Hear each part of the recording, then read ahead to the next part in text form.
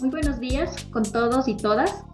Bienvenidos al quinto día de las jornadas temáticas de reflexión y diálogo tituladas El espacio geográfico y su representación, conceptos y temáticas, organizado por la Comisión de Geografía del Instituto Panamericano de Geografía e Historia en cooperación con la Universidad Andina Simón Bolívar, el Instituto Francés de Estudios Andinos y SILAB Salud. Soy Paulina Cubillo, presidente del Colegio de Ingenieros Geógrafos de Pichincha y miembro de la Comisión de Geografía. Y en esta mañana los acompañaré en esta jornada que tratará acerca del rol del espacio en la determinación social de la salud. Recordamos a nuestros asistentes que podrán remitirnos sus preguntas a través del chat, las cuales serán respondidas al final de las intervenciones. En nuestra primera charla hablaremos acerca de la epidemiología y geografía críticas, posiciones y perspectivas a cargo de Janina Zamora. Janina es ingeniera geógrafa con maestrías en gestión de información geográfica y en estudios socioambientales. Es candidata a doctora en salud colectiva, ambiente y sociedad de la Universidad Andina Simón Bolívar. Cuenta con experiencia en investigación, docencia, coordinación de proyectos a nivel nacional y de la región andina para organizaciones gubernamentales, no gubernamentales y organizaciones sociales. También es miembro nacional de la Comisión de Geografía del Instituto Panamericano de Geografía e Historia, sede Ecuador, y ha trabajado en investigación en los ámbitos de gestión territorial, geografía política, análisis de políticas públicas con enfoque territorial, salud colectiva y geografía crítica. Ingeniera Zamora, bienvenida y muchas gracias por aceptar esta invitación. Adelante, por favor. Muchas gracias, Pauli. Voy a compartir la pantalla. Bueno, quisiera dar las gracias de ser parte de este evento que tiene como objetivo generar reflexión y diálogo en torno a temas de la geografía. El tema del día de hoy, 4 de agosto, que es ya el evento de cierre también, en la tarde será el cierre del evento, voy a presentar epidemiología y geografías críticas, posiciones y perspectivas. El análisis que voy a hacer es desde las ciencias críticas. Cuando hablamos de ciencias críticas, decimos no ver solo esa punta del iceberg donde vemos una realidad atemporal, apolítica, sin considerar esa visión del territorio, en donde el territorio, para una consideración mucho más compleja y dialéctica, no es fragmentado, no es invisibilizar los procesos políticos, económicos, ambientales, políticos, institucionales que se entretejen y que dan forma y sustancia a los territorios. Ver desde las geografías o epidemiologías tradicionales es ver solo esa punta del iceberg de un problema y no ponerse a pensar y reflexionar qué está estructurado este problema. Entonces, para lo cual hay aproximaciones teóricas y metodológicas como es el proceso geohistórico que me permite articular la geohistoria como una aproximación teórica, metodológica que articula espacio, tiempo y sociedad. Sociedad como constructora de espacios y espacios resultados de las prácticas sociales. Este proceso sociohistórico en la configuración de las estructuras espaciales y territoriales, veremos a lo largo de esta presentación cómo van configurando o definiendo metabolismos sanos o malsanos en esta relación sociedad-naturaleza. Se analizará cómo estas estructuras del espacio también son configuradas por esas matrices de poder inequitativas que son sociohistóricas, no son actuales sino sociohistóricas. Entonces hablamos de una configuración territorial que responde a un proceso histórico. No hay geografía sin historia y no hay historia sin geografía. Y debemos entender que si bien el espacio es productor de prácticas sociales, estas prácticas sociales también producen el espacio. Cuando hablamos de la determinación social y determinantes sociales, hay una diferencia, una determinación social. Empezamos a plantearnos que el escenario donde los vínculos entre salud y sociedad se hicieron más notorios y cuando la salud como fenómeno social se analizó con mayor interés y precisión en medio de la agitación política y la reorganización estatal, fue en el siglo XIX, con el despliegue de la revolución industrial. Por lo tanto, se visibilizó la importancia de diferenciar el contexto social e histórico que da origen a los distintos enfoques sociales de la salud. Esta como una base para a la segunda mitad del siglo XX emergieron dos enfoques epidemiológicos. Uno, una epidemiología social anglosajona, base del enfoque de los determinantes sociales, y una medicina social y salud colectiva latinoamericana, base del enfoque de la determinación social. Esa epidemiología social anglosajona emerge en el marco del estado de bienestar europeo. Entre los aportes a esta propuesta podemos mencionar a Dubos, pero la fuerza en esta perspectiva le dan los estudios de Whitehead y el informe Black. Se destaca como elementos importantes las desigualdades sociales en salud y más tarde, con trabajos de Whitcher y Marmot, se elabora la propuesta de los determinantes sociales de la salud, que son el referente de la Comisión de Determinantes Sociales de la Salud de la Organización Mundial de la Salud, determinantes sociales que direccionan las políticas públicas de las instituciones de salud del país y de la región, donde se sigue un abordaje de la salud desde una perspectiva, desde una mirada biomédica. Y esa perspectiva biomédica nos hace ver solo la punta del iceberg que les ponía en una analogía en el gráfico anterior. En cambio, las contribuciones de América Latina, de acuerdo a Almeida Filo, él dice, esa epidemiología social son aportados en donde la salud pública denominada en Brasil salud colectiva es una propuesta emancipadora y de vida, misma que constituye un instrumento clave de la práctica social, instrumento en el cual se encuentra diversidad de prácticas y saberes que una sociedad pone en marcha para conocer su salud y transformarla. Es decir, que plantearnos los determinantes sociales es mirar o analizarlo una realidad y una propuesta de políticas públicas a través de esa mirada de la punta del iceberg. Plantearnos la determinación social es mirar bajo en esa analogía la estructura y la punta, es decir, todo el elemento de manera compleja y dialéctica.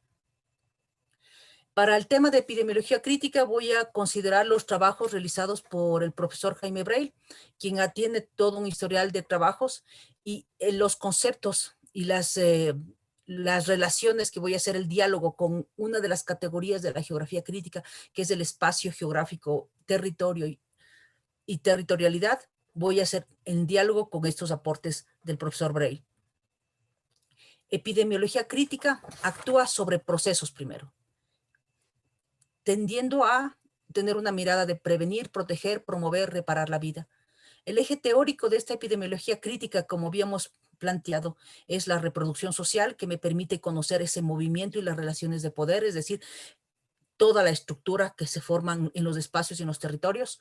Este metabolismo sociedad-naturaleza es las relaciones de lo biológico y lo social. Cuando decíamos que el espacio produce estas relaciones sociales, el espacio es político, es ideológico. Al producir esas relaciones sociales, nos está determinando también esas relaciones entre lo biológico y lo social. Cuando decimos que las prácticas sociales también son productoras de espacios, vemos esa imbricación entre sociedad y naturaleza. La determinación social de la salud nos permite abordar las conexiones de los diferentes ámbitos y dominios, esos ámbitos que pueden mirarse desde esta multiescalaridad espacial, de procesos, llámese general, particular e individual. Y esa articulación crítica es la que vamos a plantearnos. El modelo para el abordaje de la determinación social de la salud, es el que estoy poniendo en esquema, es generado por el profesor Breil y hay una actualización de esto en el 2021, pero la idea es que si ustedes lo ven en este gráfico, existe una relación en el tema metabólico, biológico y social, en un metabolismo que está puesto socioecosistemas.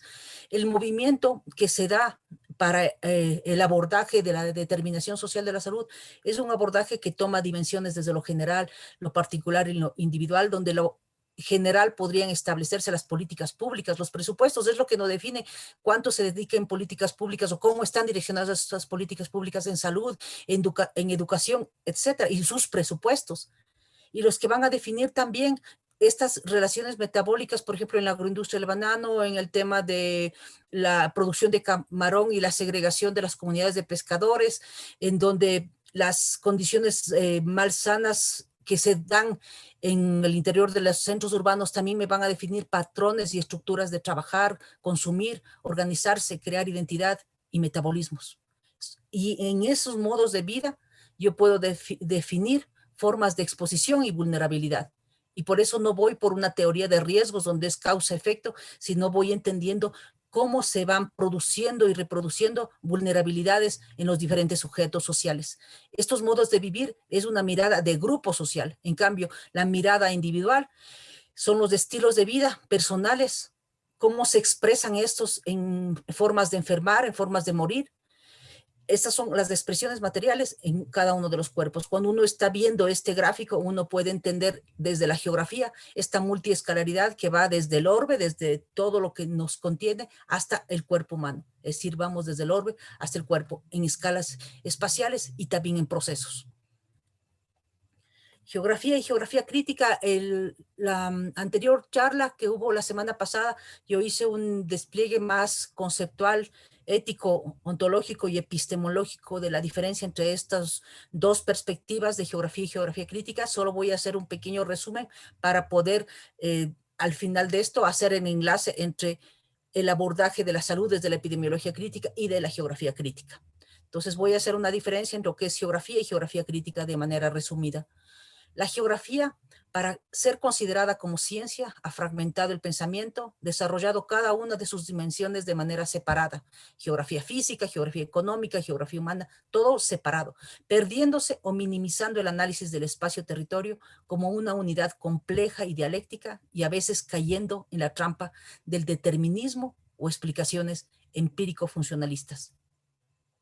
Cuando hablo de una geografía tradicional, una geografía en donde nuestros límites políticos administrativos, como ustedes lo ven en líneas negras, son trazadas desde geografías abstractas, euclidianas, cartesianas, que no responden ni a condiciones étnico-culturales, ni físicas, ni paisajísticas. En diferentes colores tenemos los territorios de pueblos y nacionalidades que son reconocidos en el país. Entonces uno puede ver esa diferencia y en función de esas diferencias, cuando uno quiere plantearse políticas como el reconocimiento de circunscripciones territoriales indígenas que está en la Constitución y en el Código Orgánico de Planificación del país, se las reconoce como unidades políticas administrativas, no se las reconoce como el territorio completo de lo que implica una unidad étnico-cultural. Y estas son las maneras, como dice o plantea Harvey, son estas grillas, estas localizaciones, estas definiciones desde lo abstracto, o como Lefebvre plantearía, estas definiciones desde el espacio instrumental, las que me permiten romper las lógicas comunitarias como son las construidas, en este ejemplo, por pueblos y nacionalidades indígenas.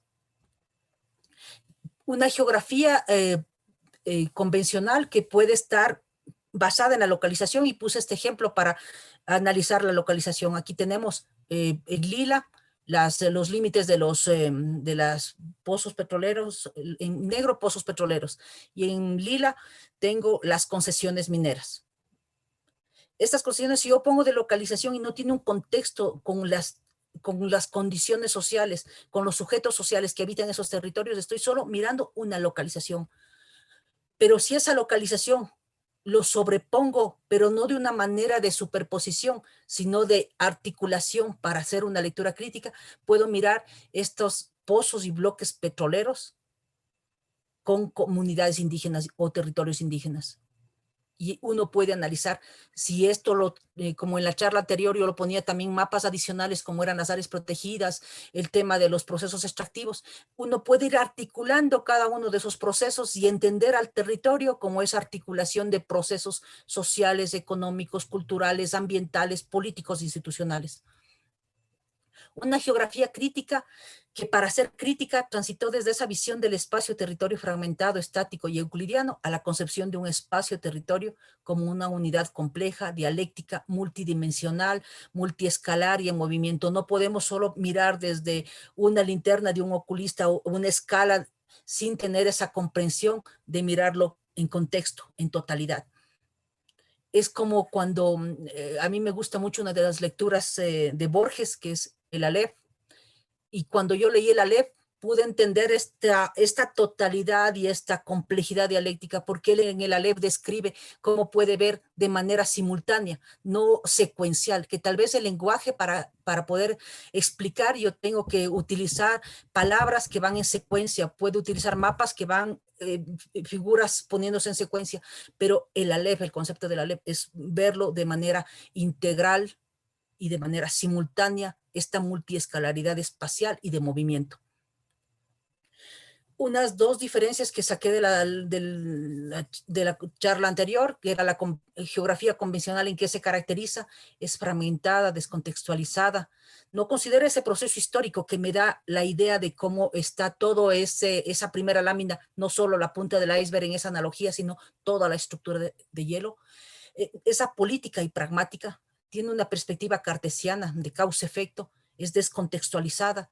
El territorio es un espacio contenedor donde uno genera acciones o extrae materialidades de ese territorio. Está basado en una localización, como ustedes vieron. Yo pongo pozos petroleros, pero no analizo en contexto desde una perspectiva metacrítica, que no es sobreposición, sino articulación, imbricación de procesos. Y a veces la geografía convencional, tenemos de fijarnos a las herramientas como un fin y no un medio. Los modelos, las herramientas, como son los sistemas de información geográfico, son solo medios para hacer lecturas de un territorio. Pero si nos concentramos en que la geografía es lo sí, puede pasarse cuando yo digo qué elementos tiene un sistema de información, qué procesos tiene un sistema de información geográfico. Hablamos de entrada de datos, análisis y modelamiento y salida de resultados, así de una manera muy general. Si entro basura o entro información que no es válida, si son percepciones pero no están planteadas desde esa articulación de un territorio, va a salir una basura que puede ser visualizada en diferentes colores. Una perspectiva de la geografía crítica, estas herramientas solo son un medio para hacer lecturas de un territorio, pero de ese territorio analizado desde la complejidad, totalidad y multiescalaridad espacial. Analizada esa geografía crítica y abordada desde esa trialéctica espacio, territorio y sociedad. Ese proceso histórico y político, no factores sino procesos, el espacio geográfico desde esa complejidad, totalidad y contradicción e histórico, una multidimensionalidad del proceso, una multiescalaridad espacial, y esa criticidad tiene que venir desde lo ético, desde lo ontológico, desde lo epistemológico y desde la praxis. La geografía crítica que voy a abordar para la presentación inclusive de los casos de estudios que le voy a hacer a lo largo del día y en la tarde, va a aproximarse a través del método dialéctico porque me permite entender esas relaciones metabólicas sociedad-naturaleza, esa relación de espacio, tiempo y sociedad. Me va a permitir una aproximación que va a ser la gehistoria como herramienta teórica metodológica para articular esa trialéctica espacio-tiempo-sociedad, esa multiescalaridad espacial entendida desde esa simultaneidad de escalas para el análisis y el entendimiento de una realidad, y esa multidimensionalidad del proceso que va desde lo general, lo particular o lo individual. Llámese general, hablamos a nivel del país desde las políticas públicas, a nivel particular los modos de vida que se generan en los grupos sociales, y en lo individual, cómo esto hay unos embodiments de esas expresiones malsanas o sanas en esos metabolismos que existen entre los sujetos sociales con la naturaleza. Y una de las perspectivas de la geografía crítica es dar ese salto de la localización hacia la espacialización. Esa geografía crítica que cuando articula espacio, tiempo, sociedad, territorio o el espacio geográfico como categoría, estas categorías me permiten establecer un diálogo con otras disciplinas. Territorio es manejado por la antropología, por la arquitectura, por el arte, por diferentes ciencias. Pero analizarlo desde esa perspectiva me permite generar ese puente desde esta metacrítica entendida como algo complejo y articulado, no como algo sobrepuesto. Voy a entender al espacio que no es un objeto científico ajeno a la ideología o la política, no solo es el sitio donde se articula el conflicto físicamente, el espacio es político y estratégico. Hay una lucha por producir y construir espacio porque construye también ideologías. Es el sitio simbólico del conflicto, de las interpretaciones y de las representaciones. El espacio es el resultado de las luchas sobre su significado. Si yo tengo un territorio agroindustrial, se van creando identidades en torno a ese proceso que permiten producir y reproducir estos procesos extractivos. Y el espacio se produce por prácticas espaciales y estas por el espacio. Y el territorio lo vamos a entender como esa apropiación del espacio. Las epidemiologías y geografías críticas se articulan cuando, a través de uno de los conceptos que plantea Braille sobre los principios de las 4 S de la vida, me dice que en las dimensiones de las 4 S, que son sustentabilidad, soberanía, solidaridad y seguridad o bioseguridad, Y cada uno de ellos va definiendo un espacio, el espacio de la producción, el espacio del consumo, el espacio de los soportes colectivos comunitarios, el espacio de la construcción de la subjetividad, entendida desde este desarrollo intercultural, la espiritualidad, etcétera, el espacio de la relación con la naturaleza. Y este conector de estos definición, de estos principios, articula a la geografía a través que el espacio va a ser mirado, estos espacios, pero desde esa multiescalaridad espacial, que estoy hablando desde el orbe hasta nuestros cuerpos, el tiempo, el proceso sociohistórico y la socialidad va a entenderse como ese espacio producido por las prácticas sociales y estas por el espacio, como planteaba Lefebvre. En este comprender cómo nos vamos a articular salud y geografía a través de una de las ciencias críticas como es la epidemiología, genero dimensiones de comparación utilizando esos 4 principios como que fuera mi carta de navegación. Mi carta de navegación donde yo genero estas dimensiones de comparación, es decir, sustentabilidad, soberanía, solidaridad y bioseguridad. En cada una de estas categorías, en cada uno de estos principios, en cada de estas dimensiones, establezco categorías de acuerdo a mi objeto de estudio. Y una vez definido las categorías y mi objeto de estudio, estoy definiendo, identificando las herramientas que pueden ir tomando información o levantando información de mi objeto de estudio. Entonces puede ser herramientas cualitativas como entrevistas, cuantitativas puede ser cuando yo ya cuantifique las encuestas, lo textual, revisiones documentales, bibliográficas. Y para mí, la triangulación de métodos se puede lograr a través del análisis geográfico. Geográfico expresado en mapas o expresados en coremas. Estas 2 formas de expresión entendidas como lenguajes que como todo lenguaje tiene una intencionalidad y la intencionalidad puede ser el cambio. Esa dimensión proceso, producción, consumo, le voy abordando no solo la dimensión de comparación, sino también el proceso desde lo general, desde lo particular y desde lo singular. ¿Qué entiendo en mi objeto de estudio, el general, desde ese espacio global? El particular, para el caso de mi tesis de investigación de doctorado, fue la agroindustria bananera. Entonces, lo particular para mí desde lo espacial es el litoral ecuatoriano y lo singular desde lo espacial viene siendo la costa sur, que es la provincia del Oro. Si yo en cambio genero, y esto lo articulo con el proceso de la establecido o definido por la determinación social de la salud, puedo abordarlo desde lo general, que vendría a ser las políticas públicas nacionales, lo particular, los modos de vida, y lo singular, los estilos de vida de los diferentes individuos. Esa dimensión de comparación me permite analizar cómo se produce y reproduce el territorio y generar ese espacio que existe y tal vez prospectivamente encontrar estas fisuras donde emergen los espacios de resistencia, los contraespacios o las propuestas del espacio o el territorio deseado. ¿Cómo se aplica o una propuesta de aplicación de herramientas desde la geografía crítica? Es tratar de generar ese movimiento desde lo abstracto a lo concreto y viceversa. Como ustedes vieron en el cuadro anterior, había información proveniente de textos bibliográficos, estadísticos, entrevistas, etcétera. Cada uno de ellos fueron trasladados de manera, no desde la localización, sino desde la espacialización, a lenguajes como mapas o coremas, en donde estos lenguajes tienen que plantearse como un lenguaje político de transformación.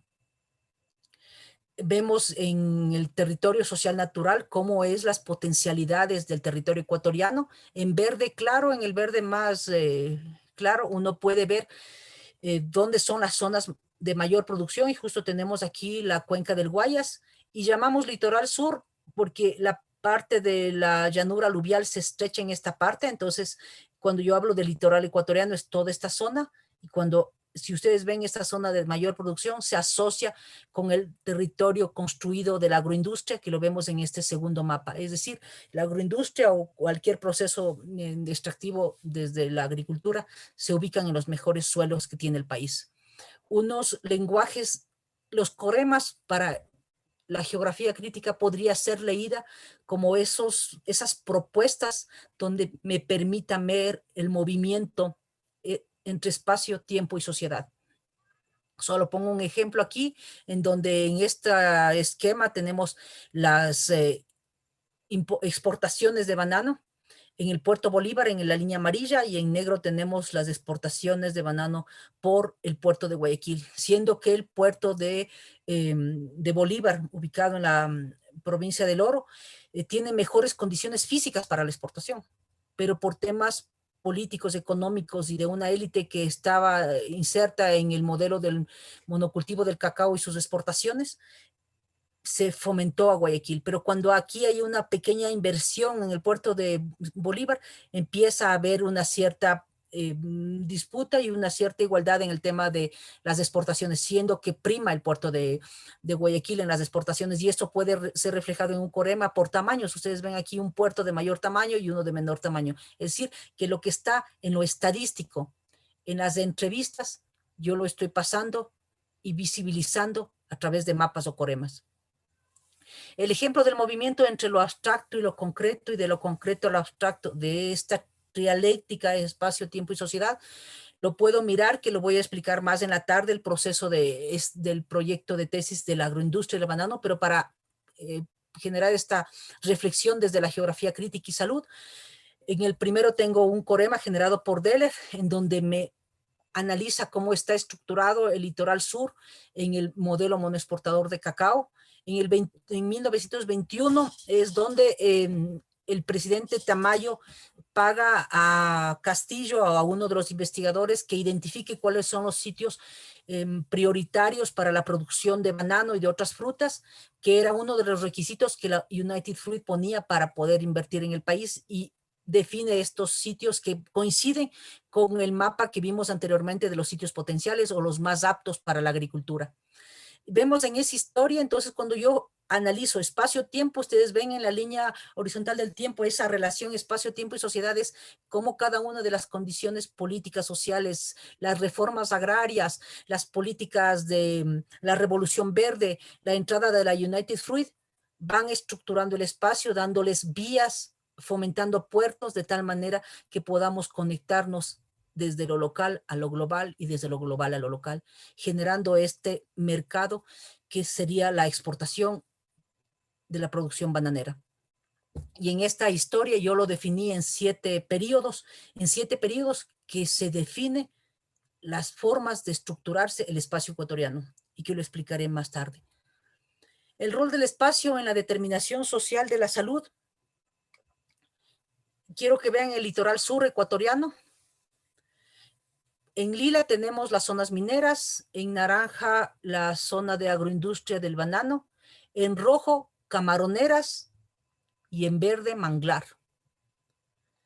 Desde 1969 a 1999, de acuerdo a la Coordinadora Nacional de Manglares y a información del CLIRSEN, el CLIRSEN era una institución pública, en base a información oficial, se estableció que más o menos el 75% del manglar se destruyó en 30 años, de 1969 a 1999.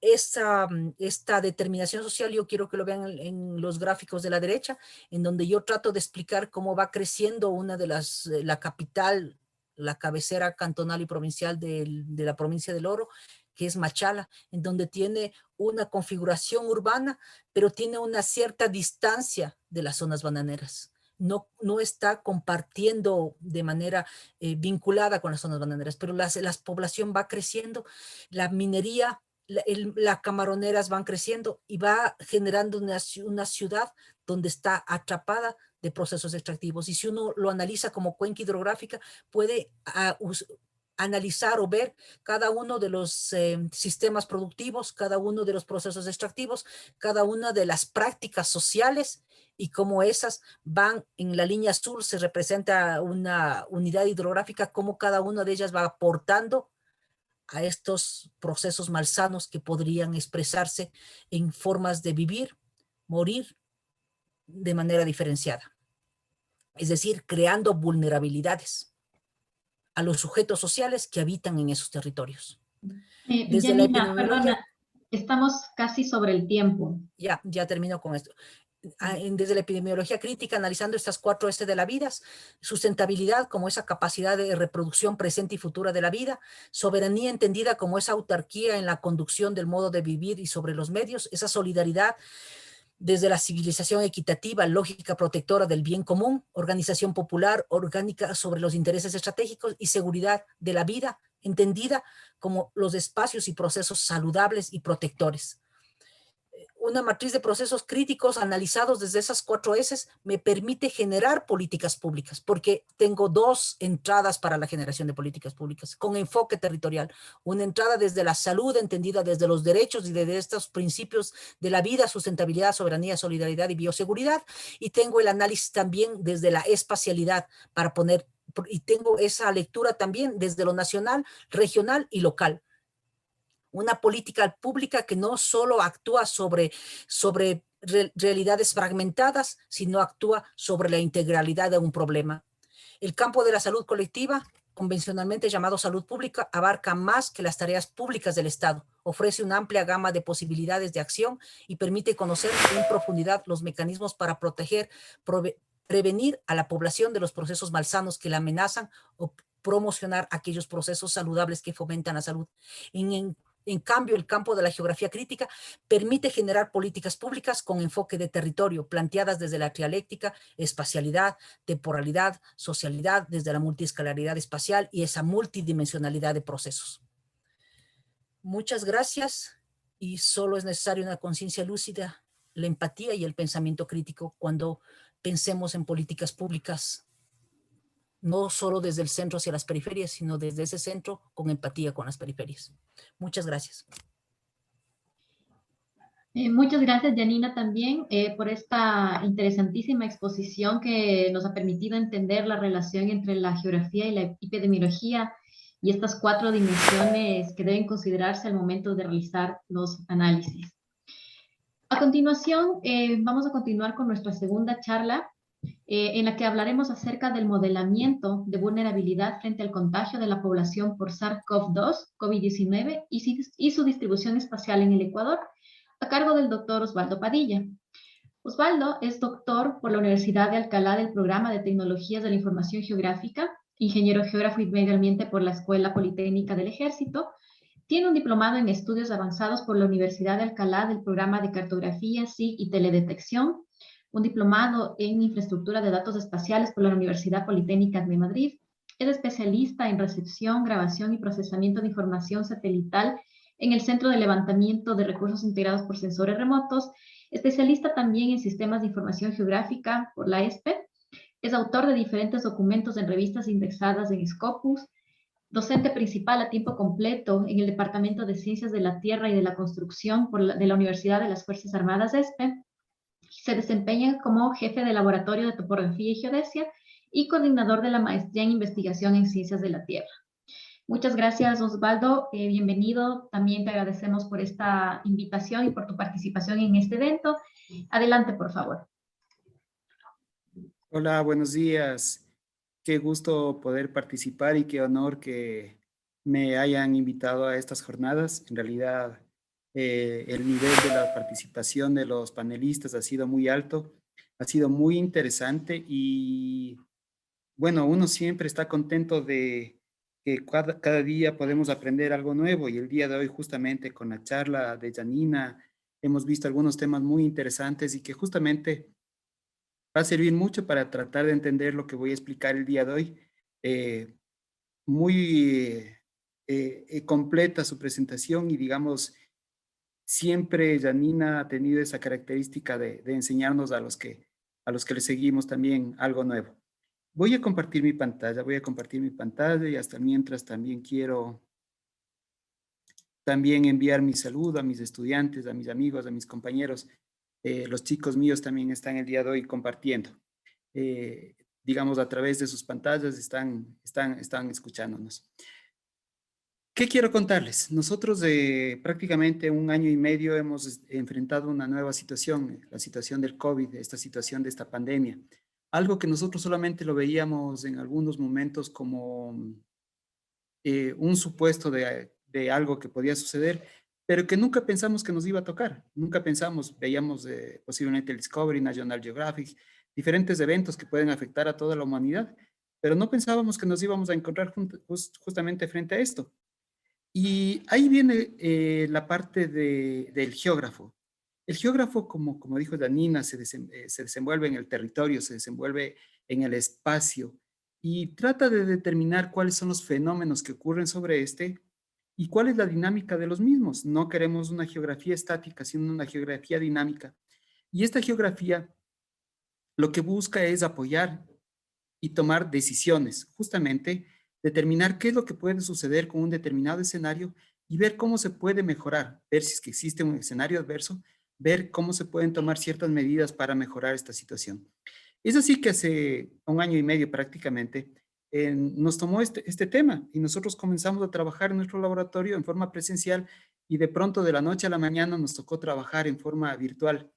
Y es así que nos propusimos, comenzamos con algunas ideas inicialmente, de ver cuál era la vulnerabilidad, no exactamente de ver en dónde se estaban produciendo los casos, ver cómo era esa dinámica que también es parte de este proyecto, esa dinámica de contaminación que al momento también ya la tenemos también determinada, la tenemos modelada, sino era de determinar cuál era la vulnerabilidad de diferentes zonas en nuestro país y cómo es la distribución en nuestro territorio.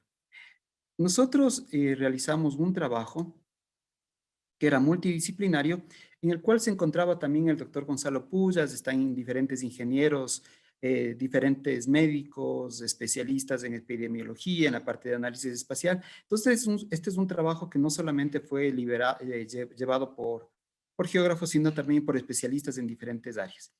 ¿Qué hicimos inicialmente? Buscar justamente qué se había trabajado, el estado del arte, después preparar la información, la parte del análisis espacial, modelamiento y al final la parte de simulación.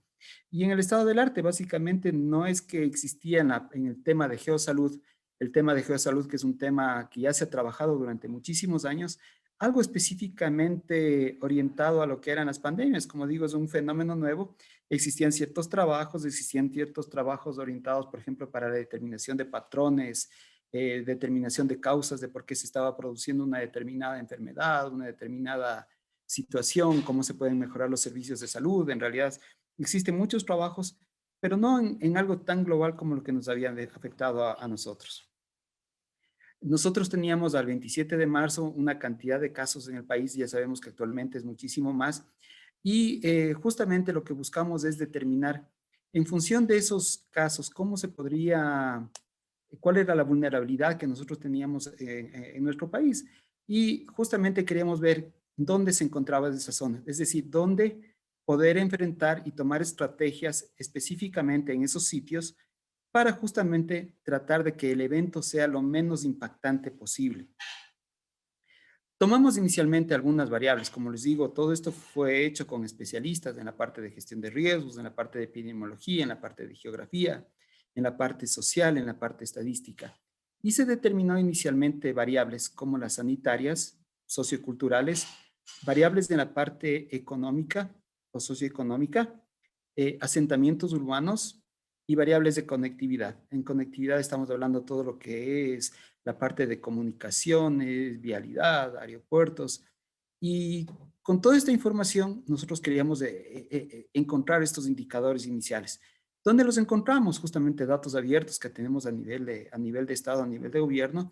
Descargábamos la información, por ejemplo, del Sistema Nacional de Información, del sistema del geoportal del IGM, ciertos indicadores que consultamos y que fueron provistos también por el Instituto Nacional de Estadísticas, hablamos de la Secretaría de Riesgos, Ministerio de Salud. Entonces, las fuentes de los datos en realidad sí teníamos, hay muchas que se tiene que seguir trabajando, pero que inicialmente, digamos, a nivel nacional podíamos conseguir toda esa información. Aquí están, por ejemplo, algunas de ellas, como habíamos dividido en parte de infraestructura, teníamos agua potable, escuelas, telefonía. No queríamos dejar ninguna porque todas ellas podían darnos este indicador de la vulnerabilidad que se puede dar en nuestro país. En el tema de salud, hablamos de capacidad de carga, camas disponibles a nivel provincial, por ejemplo, que son datos que nosotros teníamos ya se habían tratado. capacidad de carga, por ejemplo, camas de cuidados intensivos, número de médicos, número de hospitales por niveles, número de hospitales con capacidad para tratar el SARS-CoV-2, sí, número de laboratorios clínicos para realizar pruebas. Toda esta información fue colectada y posteriormente fue espacializada. Fue espacializada y tenemos la fecha de información y la fecha de adquisición. También las fuentes de cada una de ellas, ¿no? En la parte económica teníamos ingresos por provincia, índice de pobreza. Hay muchos más indicadores. En este caso solamente estoy poniendo algunos ejemplos. En la parte de asentamientos urbanos, lo que serían caseríos, puntos de abastecimiento. Tenemos la parte de mercados también, densidad poblacional, tasa de morbilidad, con personas de mayores de 65 años. Así cada uno de estos elementos, como digo, igual fueron espacializados. Y conectividad, tenemos aeropuertos, ríos, vías de primer orden, vías de segundo orden. Esto lo manejamos todos a una escala de 1 a 250,000, que fue la que fue unificada posteriormente. ¿Qué hicimos? Como geógrafos también nos interesa mucho la parte de modelamiento. Y una de esas técnicas es la de la lógica difusa. Creo que muchos tal vez hemos escuchado, la lógica difusa trata de simular el comportamiento que nosotros tenemos como seres humanos cuando damos una respuesta. No es tratar de dar una respuesta del sí y el no. Tenemos una variedad, una amplia gama de valores intermedios. Muchas personas pueden decir sí, tal vez, quizás, o un sí categórico, un no categórico. A veces es muy complicado, pero pueden existir todas esas gamas intermedias. Y tratar de espacializar estos valores nos da una mejor visión del comportamiento del fenómeno antes que hiciéramos una variable de tipo discontinuo, como por ejemplo hablamos a nivel territorial de un límite provincial. Se pasa esa línea y ya se tiene, digamos, una situación completamente diferente o una división política aparte, ¿no? Se tiene una provincia, se tiene otra. En cambio, en lógica difusa tratamos de que todas esas variables sean unas variables continuas con un cambio que sea muy fácil de representar. Esto fue apoyado también con técnicas de SATI. SATI también es una técnica bastante interesante que me permite a mí determinar ciertos valores en función de su grado de importancia. También es una técnica que es manejada por todos nosotros.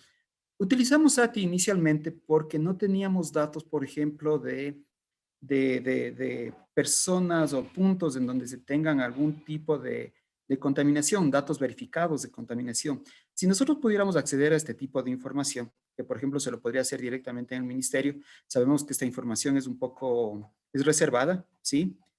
No se puede acceder en forma directa, pero con esto se podrían tener puntos de muestreo que me permitirían a mí afinar mucho más mis variables y obtener variables que mucho más ajustadas a la realidad. Pero SATI resuelve también esta parte de la espacialización y de la calificación de mis variables. SATI sirve no solamente para hacer digamos, un modelo global de mis datos, pero también sirve para determinar la espacialización, el modelamiento de variables individuales. Estas técnicas, tanto SATI como lógica difusa, fueron unificadas con lo que es evaluación multicriterio. Y como sabemos, evaluación multicriterio es muy interesante. Permite tomar ciertos factores que pueden ser muy diversos. Tal vez esta es una de las grandes ventajas de la evaluación multicriterio, que puede unificar criterios ambientales, criterios sociales, criterios económicos, criterios políticos, que inicialmente puede verse como que no tienen una cierta conexión, pero a través del modelamiento y a través de las técnicas de evaluación multicriterio me permite unificarlas y obtener un modelo completo de un determinado fenómeno. Estas variables, como digo, fueron calificadas mediante la técnica de SATI. Inicialmente las variables fueron como factores. Y aquí se tiene una situación, por ejemplo, decía Janina, que la geografía nuestra es dinámica, siempre va cambiando. Nosotros tenemos aquí algunos factores o componentes, como les decía, la parte biofísica, infraestructura, sanitaria, pero estos están tomados en un T1, por ejemplo, el 16 de marzo. Como ejemplo está puesto aquí.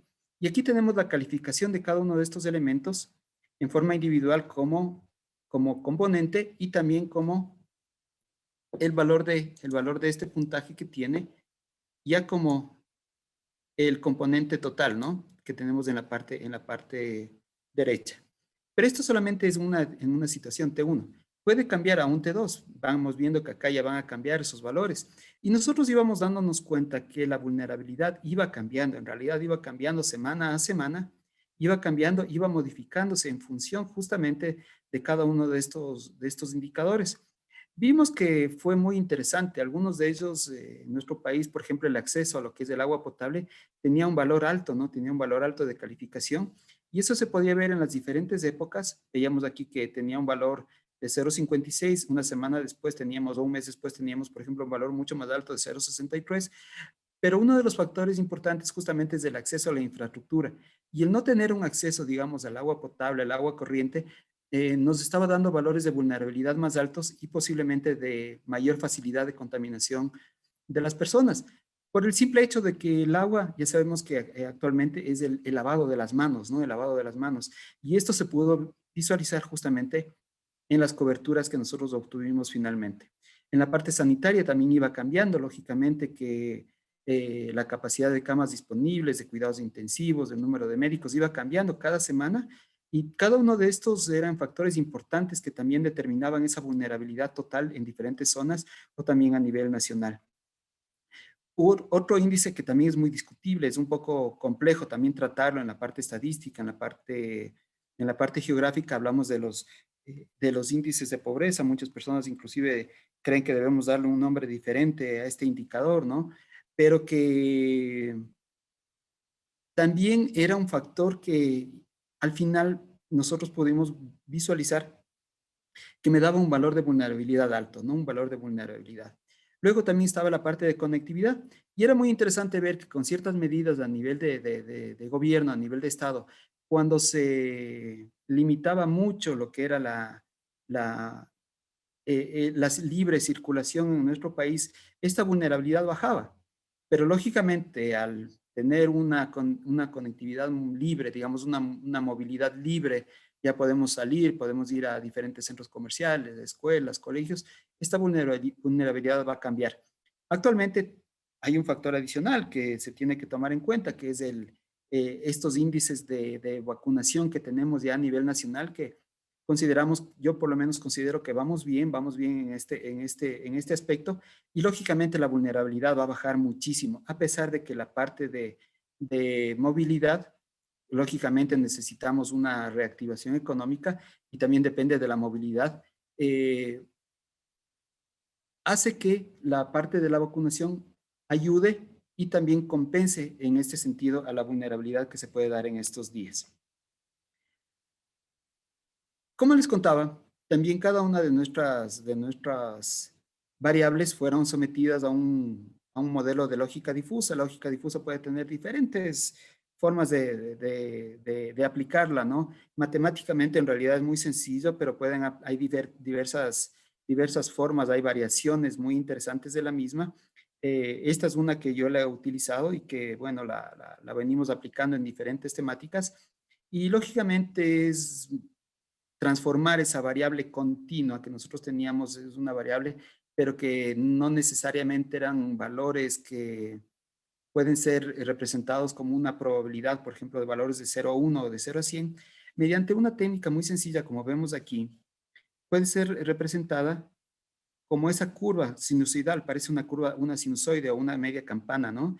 En la cual, mediante ecuaciones bastante sencillas, se puede transformar a estos valores. Y ya no tener, por ejemplo, un sí o un no, sino tener valores intermedios. Entre el 0 y el 1 podemos tener 0,20, 0,50, 0,75, 0,80, y ese me va a dar un valor justamente de la vulnerabilidad o de probabilidad de ocurrencia de algo, o también, como hablamos inicialmente, de la, de la, de la vulnerabilidad total que nosotros podemos tener en nuestro territorio. Aquí, por ejemplo, se daban algunas situaciones interesantes, ¿no? Como les contaba antes, teníamos un escenario inicial en el cual teníamos una situación en la cual estaban prácticamente, recién estábamos, como decir, madrugándonos de todo este evento que comenzaba a darse. Pero luego comenzaron con algunas excepciones muy particulares en algunas cosas, por ejemplo, la cuarentena y la no en la no permisibilidad, en el sentido de que no podíamos salir de casas, no podíamos salir en ciertos horarios, y este toque de queda posteriormente fue ampliado, y cómo también iba cambiando. Cada una de estas situaciones, iban cambiando este valor de vulnerabilidad total que nosotros íbamos obteniendo semana a semana. Y daba resultados muy interesantes, ¿no? Se podía ver si es que algunas medidas estaban bien aplicadas en algún sentido, tal vez en otros podían cambiarse, podían modificarse, pero se va viendo justamente esos resultados, ¿no? Y en función de esos mismos, ver cómo puede ir tomando y cambiando. Aquí nosotros solamente, aunque regreso un segundo, en el primer caso, por como pueden ver ustedes en la parte de lógica difusa que está a la izquierda, se aplica un modelo de sinusoides, son funciones senos y cosenos, y aquí solamente está un pequeño resumen de lo que hicimos con cada una de estas funciones, ¿no? Cómo la transformamos, por ejemplo, en el valor de alturas a una función coseno, hablamos de, por ejemplo, acceso a agua potable, también es una función coseno. Mientras menos acceso tenemos al agua potable, tenemos una mayor probabilidad, sí, de contaminarnos, como pueden ver ustedes en esta curva, ¿no? Si tenemos un menor acceso, tenemos una variable aquí tenemos una probabilidad más alta. ¿Y cómo va bajando este valor de vulnerabilidad de acuerdo a la accesibilidad, por ejemplo, a agua potable? Es lo que tenemos en este resumen con cada uno de los componentes, con cada una de las variables. Estos componentes al momento tienen que ser modificados de nuevo, ¿no? Nosotros tenemos una situación al momento que es diferente, no similar a lo que teníamos justamente hace un año. Estos son algunos ejemplos. Utilizamos algunas técnicas de espacialización de variables. Por ejemplo, aquí tenemos la accesibilidad a agua potable, ¿no? Y, por ejemplo, tenemos algunos valores iniciales, en este caso, por ejemplo, a nivel cantonal, y cómo la convertimos en una variable continua, como la que tenemos a la izquierda. Aquí tenemos inicialmente puntos, pero nosotros lo que nos interesa es tener esta variable, ¿no? Esta variable en la cual se pueden ir viendo cambios y que posteriormente están trabajados mediante lógica difusa y obtener valores de ceros y unos, como los que ustedes pueden ver aquí, ¿no? ¿Qué es lo que nos va a permitir a nosotros después juntar todas estas variables? Prácticamente estamos diciendo que hemos normalizado nuestros datos, ¿no? Y como saben ustedes, normalizar nos permite medir en la misma escala y también en forma dimensional. Y es así que podemos mezclar todas estas, ¿no? Este es otro par de ejemplos, otro ejemplo más que tengo más, que les voy a mostrar también. Asignación de recursos a diferentes GAT. Por ejemplo, tenemos acá puntos de abastecimiento, ¿no? Por ejemplo, la accesibilidad a los mercados mayoristas. Inicialmente teníamos una accesibilidad alta a estos mercados, después con los toques de queda, con ese aislamiento que tuvimos prácticamente a nivel domiciliario, que ya no teníamos, por ejemplo, acceso a oficinas, sino que hacíamos esto del teletrabajo, también fue cambiando, ¿no? Ya la accesibilidad a los mercados llegó un momento en que no estaban activos estos mercados. Actualmente se ha retomado de nuevo, entonces esta variable también va cambiando, pero esto es una forma muy fácil de indicarles cómo se espacializó esta variable en el momento inicial. Este es un modelo muy sencillito de cómo lo hicimos, por ejemplo, para el tema de agua potable que les decía. Se aplicó una interpolación en función del inverso de distancias. Teníamos este factor de agua y esta de ahí posteriormente aplicamos la función. Esta es una simplificación de esa ecuación que les mostraba de lógica difusa. Están todos nuestros componentes, ¿sí? Estos componentes después fueron ya con los valores que tenemos aquí ya calculados. Igual tenemos el resto de componentes calculados. Nos permitía al final hacer en este caso era una sumatoria lineal de estos elementos. Puede aplicarse en modelos diferentes, pero inicialmente aplicamos una sumatoria lineal ponderada. Sí, muy sencilla, muy simple. Y por ejemplo, aquí pueden ver ustedes la vulnerabilidad que tenemos del 16 de marzo y que tenemos la vulnerabilidad del 23. Se puede hacer un zoom en ciertas zonas, pero aquí se puede ver cómo aumentó la vulnerabilidad, ¿no? En términos generales, aquí se puede ver un poco de tonalidades un poquito más hacia el amarillo, pero acá se puede ver y que ya la vulnerabilidad en este momento era mucho más alta en ese instante, ¿no? Esto ya es del 30, ¿sí? Se puede ver cómo también cambia, también porque se tomaron ciertas medidas, por ejemplo, la de los toques de queda que teníamos inicialmente. Y como les dije, también se puede particularizar.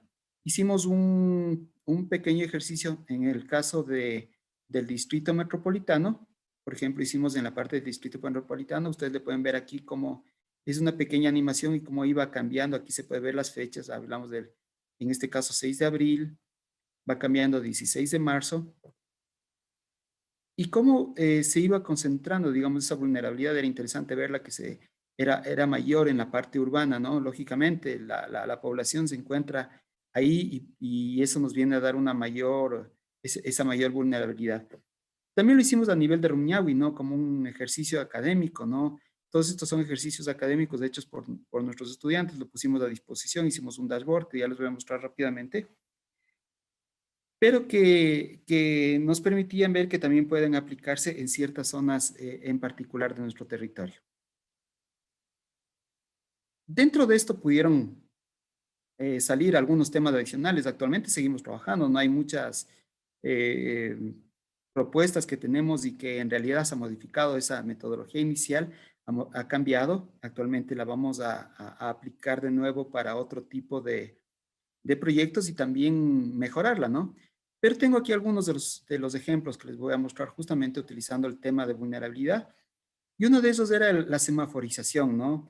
Creo que se sigue hablando con el tema de semaforización. Si nosotros tenemos el tema de vulnerabilidad, podemos determinar qué zonas son altamente vulnerables y cuáles no. Y podemos determinar si es que es necesario continuar con esa semaforización que teníamos y que actualmente me parece, si es que no me equivoco, Galápagos está en semaforización en verde. Creo que el resto todavía continuamos con una semaforización en naranja, pero no necesariamente en rojo, ¿no? Si es que ha cambiado, podemos también ver esto, pero esta es una herramienta espacial, ¿no? Como decía Gianni hace un momento, ¿no? Es muy interesante ver datos, pero si esos datos nosotros le ponemos en el territorio, le ponemos en el espacio, tienen una dimensión muy diferente, ¿no? Y se puede ver y tomar decisiones mucho más rápidos en función de este lenguaje. Janina también decía que la cartografía es un lenguaje y tenemos que buscar justamente ver la forma de comunicar lo que hemos realizado en nuestro trabajo en una forma muy sencilla, en una forma sencilla, que es este lenguaje cartográfico que tenemos aquí. Eh, También utilizamos, por ejemplo, herramientas como, por ejemplo, lo que es los dashboards, que nosotros les llamamos tableros de control. El tablero de control lo que en realidad hace es una herramienta para la toma de decisiones prácticamente en tiempo real, ¿no? Y nosotros hicimos un dashboard como este y teníamos estos datos y que se podían ir viendo día a día. Actualmente se tiene un tablero de control que se está trabajando en diferentes instituciones. Por ejemplo, el vacunarte es una especie, digamos, de tablero de control en donde se pueden ver datos, información día a día, ¿no? Que pueden ver los usuarios, todos los usuarios podemos ver, no todas las personas que estamos en nuestro territorio, pero se podría tener un dashboard inicial solamente para la parte de política, para la parte técnica, para la parte de toma de decisiones, como el que nosotros montamos en algún momento en nuestra universidad.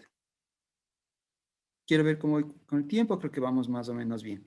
Este de aquí también es muy interesante, ¿no? En el tema de vulnerabilidad, también tenemos que tomar en cuenta la movilidad de las personas. Este es un modelo que nosotros realizamos en algún momento y que permite cargar, en este caso, la cartografía que nosotros tenemos de cartografía que fue provista por el geoportal del IGM, o cartografía que también utilizamos fuentes de software libre, ¿no? Por ejemplo, generada con Osman, con el OpenStreetMap, que también puede ser cargada. Y en este caso nosotros poníamos diferentes puntos en rojo, que eran personas que estaban contaminadas, y cómo puede ir cambiando estos procesos de contaminación. Actualmente lo hemos retomado por el tema de la variante Delta, ¿no? Que es mucho más fácil de contaminarse y que los modelos que teníamos inicialmente pueden mostrarnos que justamente esta vulnerabilidad, o la infección que puede darse en las personas puede ser mucho más rápida de lo que inicialmente nosotros habíamos tenido con las variables iniciales, ¿no? Estos, por ejemplo, es para la distribución de pruebas, la distribución de vacunas. Nosotros le hemos llamado con el tema de geologística, un nuevo término que hemos acuñado, justamente utilizar la geografía para la distribución de recursos. Ya se lo venía haciendo, digamos, en la parte de geomarketing, pero como geologística es un nuevo tema que hemos acuñado y que también está en función justamente de esa vulnerabilidad. Utilizar herramientas como las encuestas, que también habló nuestra profesora también anteriormente, y para ver esas encuestas, cómo posteriormente las espacializamos, ¿no? Y cómo las ponemos en diferentes en diferentes representaciones cartográficas de forma especializada, con toda la información que nosotros tenemos inicialmente, que también nos puede dar algunos datos muy interesantes, ¿no? Aquí, por ejemplo, estábamos hablando inicialmente de cómo identificar ciertas zonas para retomar actividades de recreación, ¿no? En función de la vulnerabilidad que teníamos, que también puede ser retomado este tipo de iniciativas. Esto también para el tema de corredores, de corredores humanitarios, por ejemplo, para la movilidad, también puede ser un producto que se deriva de esa vulnerabilidad y determinar, por ejemplo, ciertas zonas, ciertos sitios en donde se puede circular en una forma, digamos, un poco más segura, sí, pero en función justamente de esta variable que nosotros estamos tomando inicialmente. Este es otro proyecto también muy interesante que es, esperamos que en algún momento ya se pueda también implementar, que es el de retomar lo que es consultas en diferentes hospitales. Sabemos que acceder, por ejemplo, al momento al hospital del el Carlos Andrade Marín, que es uno de los hospitales más grandes, nosotros somos usuarios de este hospital, pero es muy complicado y estamos, digamos, con el temor de acceder. ¿Cómo se puede, por ejemplo, retomar y establecer un protocolo de reactivación de este tipo de actividad como es el de las consultas? Esto es lo que básicamente quería contarles el día de hoy. Contarles que esto es un reto nuevo, es un reto que nosotros nos hemos puesto para poder salir adelante. Es una nueva temática que estamos trabajando, que la estamos desarrollando. Sí, hablábamos, como les dije inicialmente, de temas de geosalud, pero no de un tema como el que nosotros nos ha tocado actualmente. Pero justamente ahí está la parte del geógrafo, de cómo unificar todos esos criterios, cómo entrar en nuevos territorios del conocimiento y aplicarlos justamente para enfrentar este nuevo tipo de eventos que se nos vienen. Si nos vienen nuevas cosas, lógicamente aquí estaremos para trabajar en estas nuevas temáticas, en estas nuevas tendencias de lo que viene ahora en el conocimiento. Eso es básicamente. Muchas gracias por su atención en el día de hoy. Muchas gracias, como les decía Pauli, por la invitación y quedo a las órdenes de ustedes. Muchísimas gracias, Osvaldo. Una exposición muy interesante que nos ha permitido ver desde una óptica científica y metódica al COVID-19. Bueno, tenemos algunas preguntas para nuestros panelistas. Tenemos aquí una pregunta para Janina, en la que nos indican si para el caso del archipiélago de Galápagos, qué actividades de vulnerabilidad se han detectado y aumentado en los últimos años. Y otra también, en ese mismo ámbito, en cuanto a la zona de manglares, ¿qué tipo de especie de manglares se encuentran en peligro? ¿Existen datos sobre la tala de manglares y si se puede decir que existe un ecocidio en los manglares? Estas dos preguntas son para Janina. Bueno, primero felicitarle a Osvaldo, pero porque me parece una integración entre lo que es academia con sociedad.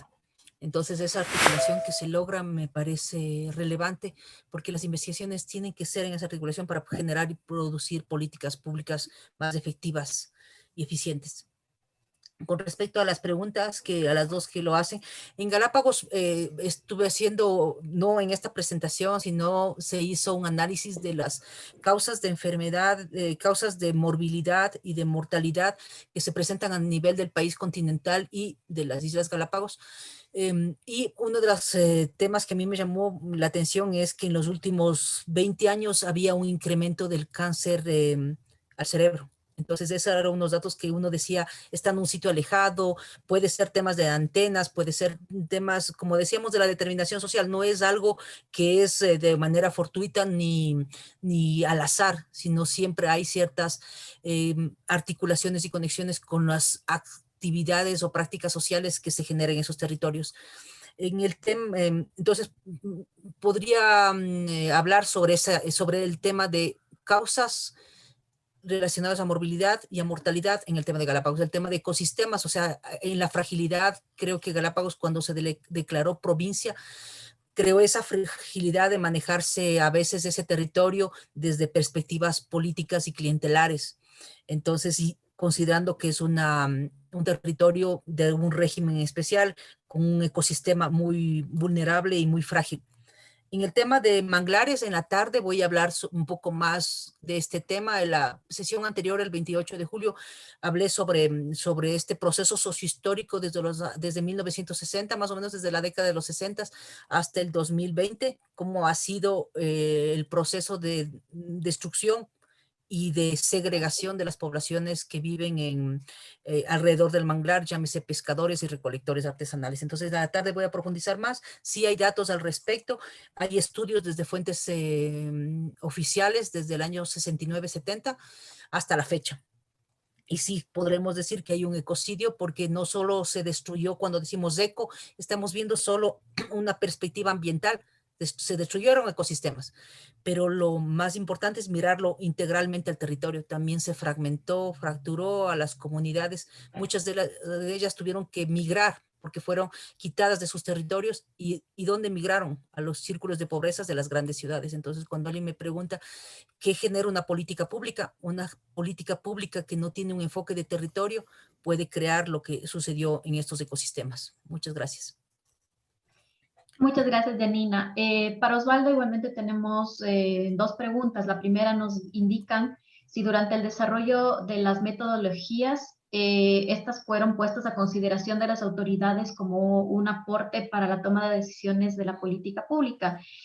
Esa es la primera. Y la otra es un poquito más extensa, que tiene que ver también con el tema de riesgos. Nos dicen, ¿no creen ustedes que la vulnerabilidad política también puede ser un detonante para bloquear respuestas adecuadas y ágiles frente al riesgo? La concentración de la toma de decisiones, centralismo en la organización gubernamental y la debilidad autónoma de los ámbitos regionales, locales y comunitarios, lo que impide afrontar los problemas donde la inercia, la corrupción, la burocracia, la politización de la gestión pública. Muy amplia la pregunta y creo que muy amplia la respuesta. Adelante, Osvaldo, por favor. Bueno, con la primera pregunta, en realidad sí, nosotros como universidad generalmente hemos sido parte a veces de las mesas de trabajo, las mesas que ustedes saben se llevan en los diferentes COE, ¿no? A nivel cantonal y a nivel nacional. Sí se tiene, o digamos, una apertura justamente a la parte académica, a la parte científica, y se toma en cuenta la opinión que tienen, digamos, las universidades, ¿no? No solamente nosotros, sino diferentes universidades. Y ahí se trabaja con las instituciones del Estado, del INEC, diferentes ministerios, estamos hablando del Servicio Nacional de Gestión de Riesgos. Entonces, no solamente en este tipo de eventos, sino también en otros eventos que han sucedido anteriormente. Ustedes saben que tuvimos la parte del sismo en Manabí, tuvimos la reactivación que continúa, ¿no? Este es un proceso largo del volcán Cotopaxi, tenemos la parte de diferentes eventos que se dieron anteriormente con el tema de deslizamientos. Entonces, no solamente, digamos, es una comunicación o una presentación a nivel solamente de universidades, sino que existe, digamos, ese doble sentido, tanto de tomar los criterios, las opiniones de diferentes instituciones y expertos que hay en el Estado. Sí, yo creo que posiblemente Dani no me va a dejar mentir, nosotros los geógrafos nos encanta, ¿no? Pauli también, cuando se involucran lo que son los biólogos, está la parte de medicina, está la parte fíjense en que terminamos un trabajo muy interesante el año pasado de feminicidios, terminamos un trabajo de la parte de modelamiento en la parte de crímenes, ¿no? Tratar de encontrar perfiles criminales, el perfil geográfico criminal, un tema que se ha conversado, pero muy poco. Pero lo hacemos también justamente con todos esos expertos, especialistas de las diferentes áreas y temáticas. El geógrafo, en realidad, como decía Danina, trata de encontrar, busca su ingenio de cómo espacializar estas variables, cómo comunicar y cómo convertirlas en un lenguaje y posteriormente en una variable que nos permita obtener y tomar decisiones, ¿no? Pero está, digamos, esa comunicación en los dos sentidos, ¿no? Ahora, la pregunta que dice Juan Antonio Moncada, ¿no? Que tú me mencionabas que es un poquito larga, ¿no? También la veo aquí en el chat.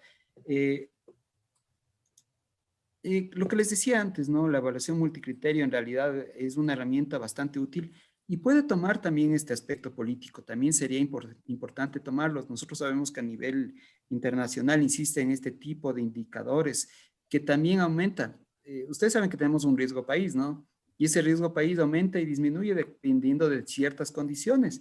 Y son variables que también se toman, no solamente nosotros somos los que hacemos este cálculo de riesgos o vulnerabilidades, pero también lo toman en cuenta lo que dicen aquí, ¿no? Que el centralismo, que en diferentes organizaciones, la parte gubernamental, debilidad en la parte, dice, autónoma de ámbitos regionales y locales, en la parte comunitaria. Entonces, todas estas variables pueden ser tomadas en cuenta y deben ser tomadas en cuenta justamente para determinar una vulnerabilidad, ¿no? Posiblemente en ciertas zonas este ámbito político justamente hace que aumente, digamos, ese riesgo, esa vulnerabilidad a la población y que también tiene que ser tomado en cuenta. Yo creo que a nivel de ministerio también se está hablando actualmente de algunos temas similares a estos y también tratar de disminuir esa vulnerabilidad que viene a darse por aspectos que no necesariamente son físicos o son sociales o son ambientales, pero que también puede ser de tipo político, ¿no? Inclusive nosotros podemos tomar aspectos interesantes como es hasta la parte de la parte personal, ¿no? La parte muy subjetiva. Hay ciertas personas que, fíjese en la estrategia que se va a tomar ahora a nivel de vacunación. En la parte rural lo que se va a hacer es ir con una sola vacuna, ¿no? Con una sola dosis. Porque hay ciertas personas que dijeron en la parte rural, a mí me pusieron la primera vacuna, me dio efectos, me produjo dolor de cabeza y no me voy a poner la segunda vacuna, pero por nada del mundo. Entonces la estrategia justamente está en eso, ¿no? De ver que es prioritario tomar una forma diferente de llevar el proceso en diferentes zonas. Por ejemplo, en la parte rural y como digo, la parte inclusive, la parte, podemos modelar esa convicción personal que pueden tener las personas que no necesariamente es igual en la parte urbana o en la parte rural, ¿no? Que también puede espacializarse. Es, digamos, la parte de la geografía, buscar cómo espacializar y cómo convertir todas esas variables y obtener el modelo.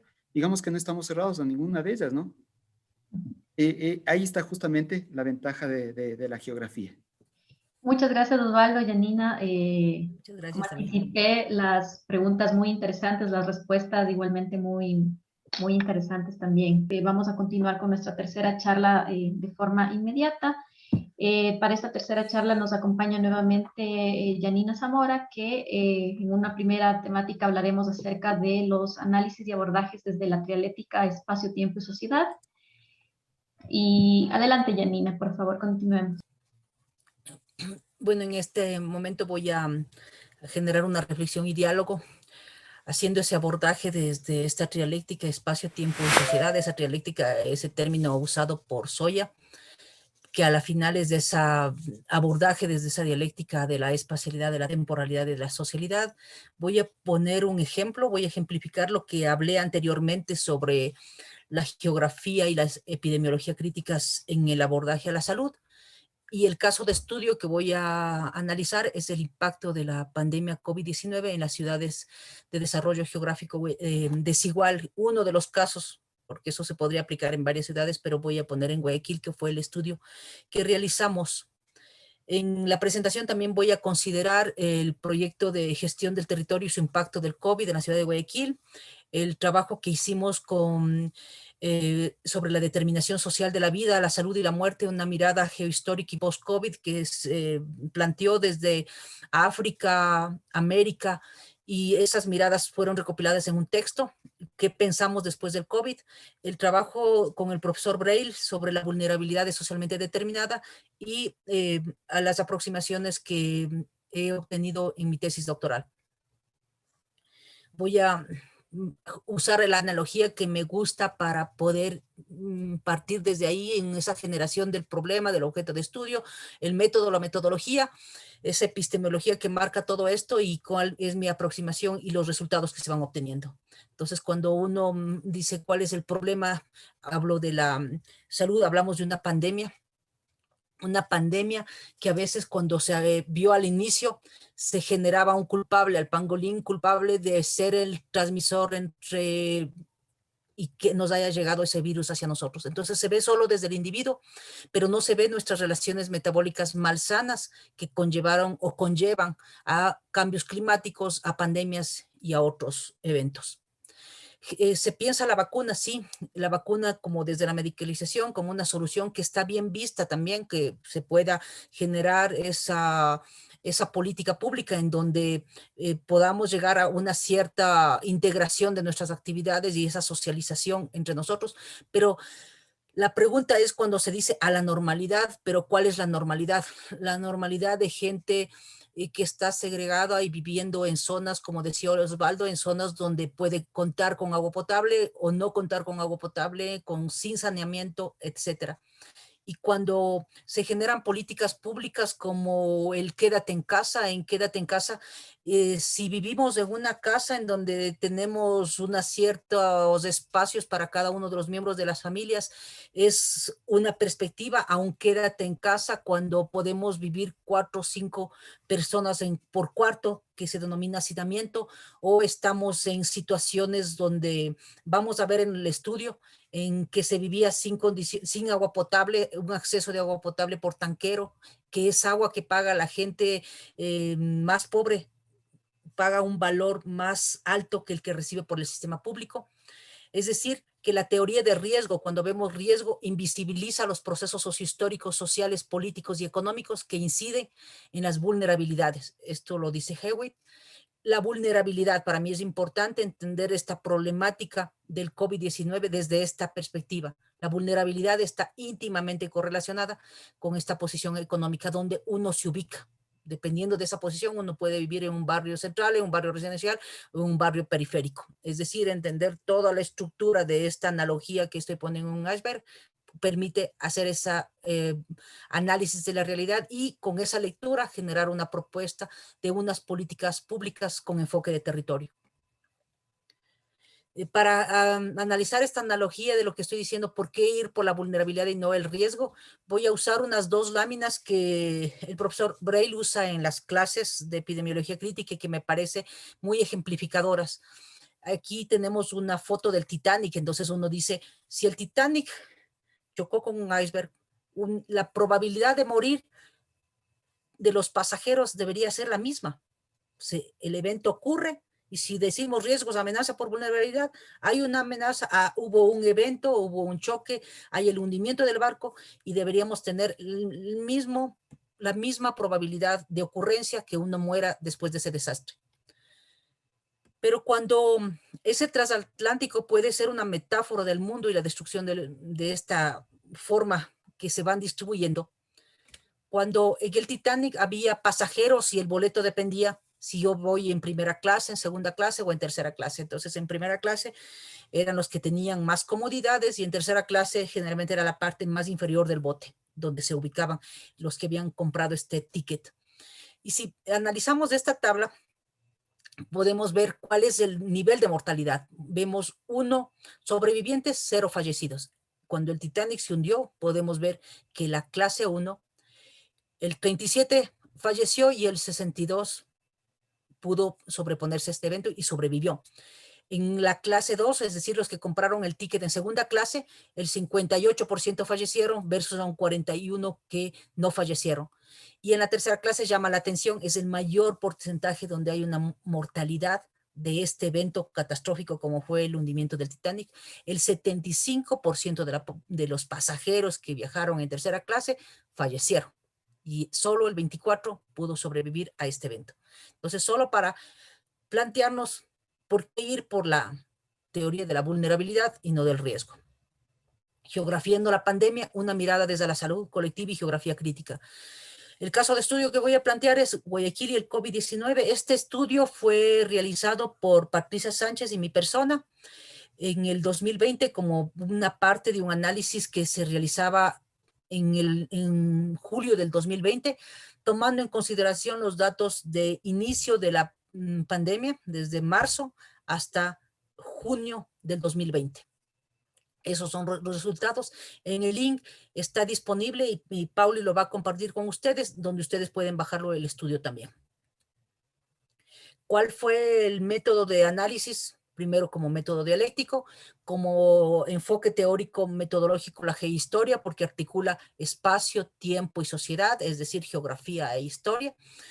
Las categorías de análisis es espacio, territorio, derecho a la ciudad, que viene de Lefebvre, justicia espacial de Soya, y esa justicia social que está marcada desde las constituciones y los derechos internacionales.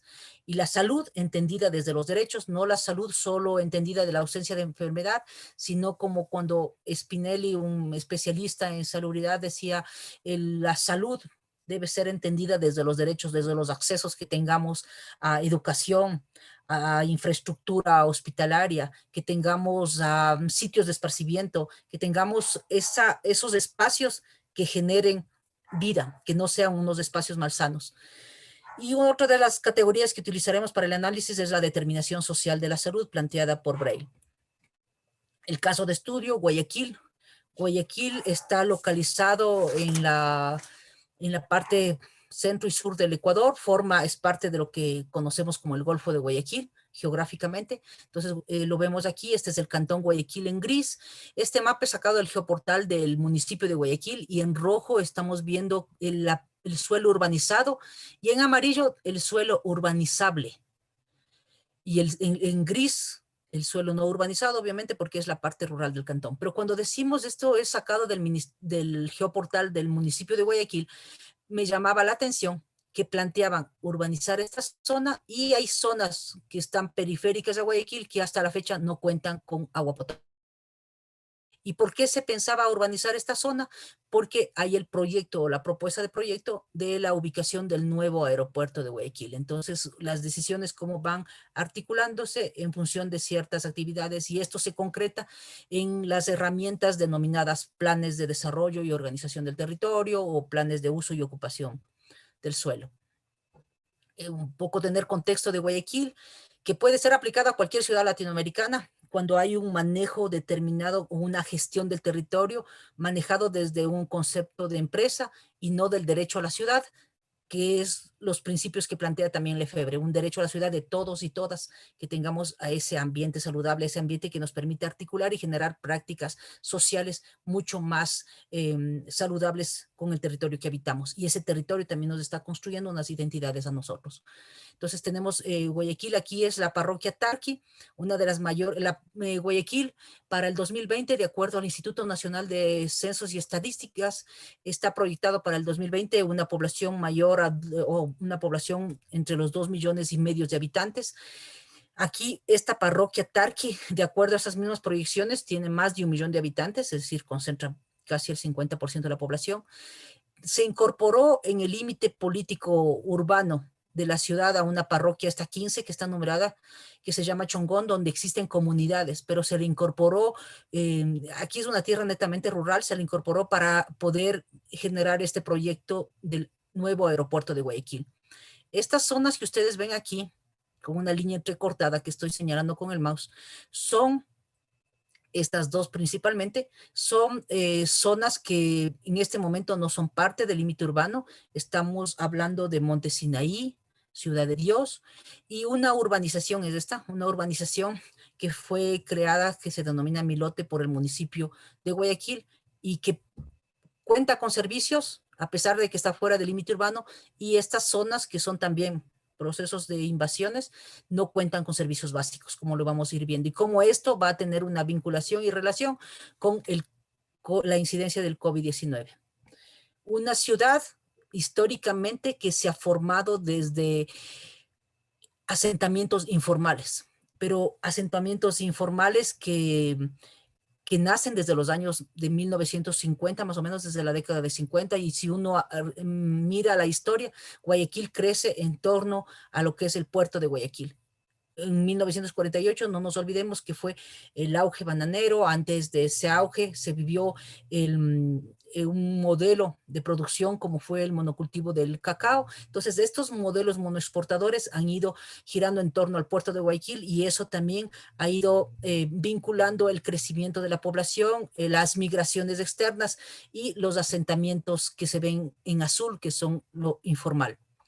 En límite negro es el límite de la ciudad, cuando dice límite urbano de la ciudad de Guayaquil. Todo lo que esté fuera de este límite, como estos de aquí, son asentamientos que no son considerados como zonas urbanas. ¿Por qué abordarle desde la espacialización y no de la localización, porque los mapas que se presentan a continuación, que voy a ir mostrando, permiten el análisis de COVID-19 o cualquier expresión de las formas de vivir, de morir, de enfermar, no desde la localización de eventos, ya que esta invisibiliza y oculta la determinación social de la salud que hemos explicado anteriormente, que explica las grandes diferencias de salud en la población por clase social y condiciones de vida. ¿Cómo puedo determinar espacialmente o definir o identificar los niveles socioeconómicos? Para eso se utilizó la información levantada en el último censo de población y vivienda realizada por el INEC. Entonces aquí tengo los criterios y variables de ponderación, como criterio condiciones de vivienda, los servicios básicos, la educación, los sistemas económicos. Entonces, cada uno de esos criterios tienen variables que se levantaron en el INEC. Entonces, el tipo de vivienda, y hay indicadores, si uno vive en una casa, en un departamento, en una choza, el tipo de techo, el tipo de pared, etcétera. Los servicios, si uno cuenta o cómo obtiene el agua hacia su vivienda, es una red pública o recibe por tubería o por un carro repartidor, si uno tiene acceso a recolección de basura, si uno tiene acceso a alcantarillados. El tema de educación, ¿cuál es el nivel de educación que prima en cada uno de estos niveles? Entonces, cuando uno dice una evaluación multicriterio, es una evaluación de estas variables y la ponderación es subjetiva porque uno escoge a los actores también, pero no solo escoge a los actores para que me digan qué incide más o menos o qué darle más o menos ponderación. Entonces hizo entrevistas y esas entrevistas me ayudaron a poner una ponderación. Pero adicional a las entrevistas, y se considera en esta evaluación multicriteria los datos generados por organismos oficiales. Entonces, una de las ponderaciones que era el tema de acceso a servicios, se consideró, por ejemplo, el tema de las condiciones habitacionales de Guayaquil, necesidades básicas insatisfechas. Este indicador de pobreza de necesidades básicas insatisfechas determina qué habitantes correspondientes, por ejemplo, en el 48% de la población está definido como pobres.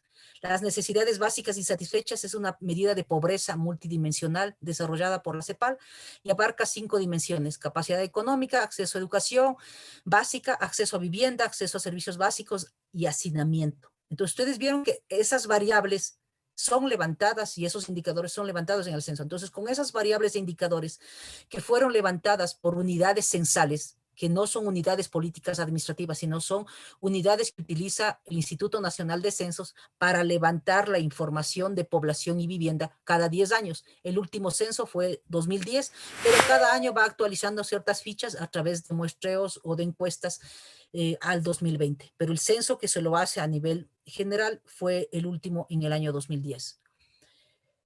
Con todas las informaciones de medios de comunicación, de organismos oficiales como el INEC, las condiciones de viviendas, de salud, etcétera, del Ministerio de Salud, todo lo que venga de fuentes secundarias ayudó a esa ponderación de variables. Entonces, ¿cómo generó la ponderación? Es definir a través de estas recopilaciones bibliográficas, de la prensa y de información estadística generada por organismos públicos, me ayuda a ponderar y se ponderó condiciones de vivienda en un puntaje de 30, todo eso está al 100%, servicios básicos 35, educación 20 y sectores económicos 15. Entonces yo doy más prioridad para determinar cómo está configurada la estructura urbana de Guayaquil a las condiciones de vivienda y a los servicios básicos. Esas son mis ponderaciones que van a ir definiendo cómo está estructurada la ciudad. Inequidades sociales y diferencias espaciales solo es ver las fotos. Tengo una ciudad en donde hay todos los servicios en una zona. Como dice Soya, si uno construye una vía, está priorizando ciertos espacios y segregando a otros. Cuando yo tengo una mirada de gestión territorial en donde no veo a todos el conjunto de ciudadanos, y pienso en los servicios, por lo menos ir construyendo una ciudad satisfaciendo esos servicios básicos. Puedo ver como en las fotos zonas de empresas, zonas donde están los supermercados, donde se concentra todo el poder económico, zonas residenciales de primer nivel, pero también puedo ver estas zonas donde existen en Guayaquil y algunas de ellas al interior del denominado límite urbano. Con ese análisis multicriterio que les planteé, se generó el mapa de la izquierda, que es el análisis como cantón. Van a ver que en lo rural, como no hay servicios básicos realmente en toda la parte rural, o es mínimo, la mayoría recibe agua entubada, la recolección de basura es mínima, entonces salió un color rojo. Los niveles socioeconómicos marcan en verde los mejores sectores o los mejores espacios que cuentan con todos los servicios básicos, donde no hay hacinamiento, donde hay un servicio de red pública, donde hay movilidad, accesos a movilidad, donde cuentan con un buen acceso a infraestructuras de salud y educación. El nivel de educación está entre el nivel superior y tercer nivel y posgrados. Un nivel bajo que está visualizado en color rojo. Ustedes pueden ver en este color rosado aquí rojo. Implica que tienen menores niveles en los accesos a servicios básicos, específicamente agua potable, alcantarillado, recolección de basura, y uno de los indicadores también es el tema de hacinamiento. Entonces, con esos niveles socioeconómicos graficados desde una gama de verde a rojo, uno puede decir cómo está configurada la estructura de la ciudad de Guayaquil por niveles socioeconómicos. Y tomando a Bauman, podría decir que las inequidades y diferencias es hoy una de las dimensiones más drásticas de la desigualdad social entre las sociedades y en el interior de estas, porque esto lo podemos mirar desde lo global hasta lo local. En Guayaquil, como en otras ciudades y comunidades del país, la pandemia de COVID no llegó de la misma manera a todos los grupos sociales. Existen grupos más vulnerables que otros. La vulnerabilidad está íntimamente correlacionada con la posición socioeconómica, ligada a la edad, sexo, condición etnocultural, etc. Eso lo plantea Blaikie, y que lo voy viendo cómo esto se va visualizando cuando espacializo los niveles socioeconómicos y su impacto en el COVID-19. Tengo datos con la información generada por el registro civil, y tenemos también con el Ministerio de Salud, pero en esta ejemplificación de esta lámina le puse del registro civil. En el mapa de la izquierda son tasas de mortalidades generadas sobre la base de la información del registro civil por 10,000 habitantes. Entonces yo puedo ver en los diferentes barrios o parroquias urbanas, que es límites parroquiales, en círculos más grandes donde hubo mayor incidencia de muertes, en círculos pequeños la menor tasa de mortalidad. Pero si yo analizo el mapa de la derecha y espacializo y analizo y doy una lectura de esa complejidad que implica el territorio, puedo ir viendo cómo hay una correlación entre los reportados en las casas o en las calles que fueron reportados los fallecidos en Guayaquil. Entonces, tener un nivel de detalle me permite identificar esa correlación entre estructuras espaciales, entre desigualdades espaciales, entre injusticias espaciales, hasta justicia de los derechos, y analizarlo con su relación al COVID. Los puntos rojos son los fallecidos en Guayaquil que fueron reportados en casas o fueron dejados en las calles. Entonces, miren esa correlación, y esa correlación me va a ir identificando cómo estaban las condiciones socioeconómicas versus a la incidencia del COVID-19. En Guayaquil, de acuerdo a un diario, El Tiempo, se ponía y se expresaba en esos meses que los cadáveres se acumulaban en las viviendas y en las calles sin que ninguna autoridad los recogiera. Los protocolos establecidos para el manejo de los cadáveres no funcionaba. Las familias afectadas recurrían a las redes sociales pidiendo que retiren los cuerpos que, a causa de la temperatura de Guayaquil en época invernal, unos 35 grados Celsius, sufrían una acelerada descomposición. Es decir, que muchos de lo que está puesto ahí en puntos rojos, los fallecidos, es también recopilado de lo que estaba o se exponía a través de redes sociales. Hubo personas que levantaron, georreferenciaron los fallecidos cuando reportaban a las unidades del ministerio o a las unidades de policía o a lo de derechos humanos sobre lo que estaba ocurriendo en Guayaquil. Había personas que, sin ser geógrafos, localizaban a estos fallecidos, y eso permitió generar los mapas que voy a mostrar a continuación. Entonces aquí tengo en puntos rojos los muertos por COVID-19. la zona poblada, las parroquias urbanas de Guayaquil, y entre una línea cortada vemos las zonas fuera del límite urbano de Guayaquil. Entonces aquí estamos viendo a Monte Sinaí, a la Ciudad de Dios, en donde presentan fallecidos, y aquí es una urbanización que era Milote, construida por el municipio, que cuenta con servicios y no hay un registro en esa época de fallecidos reportados en casas o en calles. Entonces podemos decir que la combinación de estos elementos, como son trabajo informal, desigualdades interurbanas, movilidad urbana, infraestructura de salud, gestión territorial, pudo correlacionarse de manera o en diferentes grados de correlación, y la población, e identificar esa población vulnerable con los casos de COVID. Cuando digo trabajo informal, Guayaquil es la ciudad que presenta las mayores tasas de informalidad laboral del Ecuador. Del total de la población económicamente activa, el 16,2% se encuentra en el sector informal. Entonces, ustedes ven cuando uno dice el tema de COVID. Hay personas que no pueden sobrevivir, como muchos, con un salario, sino que tienen que salir para su supervivencia a poder entrar en esa negociación de manera informal en las calles. Entonces, pensar en un manejo de esto es también pensar en esas condiciones de que hay gente en una ciudad que está desempleada, que necesita para vivir un trabajo informal. Esto es para mirar una política pública. No solo es quedarse en casa, sino cómo sobreviven esas personas que viven de este comercio en las calles. Las desigualdades intraurbanas. El suelo urbano es uno de los principales recursos que tiene la ciudad. Según el régimen urbano y las regulaciones urbanísticas establecidas, su acceso está determinado por el Estado o por el mercado, en condiciones de pobreza estructural, procesos urbanos dependientes y estados deficitarios. Quienes no pueden acceder al suelo urbano por la vía del mercado o por la vía del Estado, ¿cómo lo acceden? A través de asentamientos informales, que también a veces son manipulados políticamente, pero estos asentamientos pueden responder a esa falta de no entrar, a esa falta de acceso a poder entrar en ese espacio del mercado, o estar dentro de los beneficiarios, que un Estado los pueda dar un derecho a la vivienda, pero una vivienda con servicios básicos. Las invasiones, como popularmente se denomina a la forma de ocupación del suelo por parte de los sectores populares en Guayaquil, se han convertido en el patrón de crecimiento de la ciudad. Y esto empieza desde los años 50.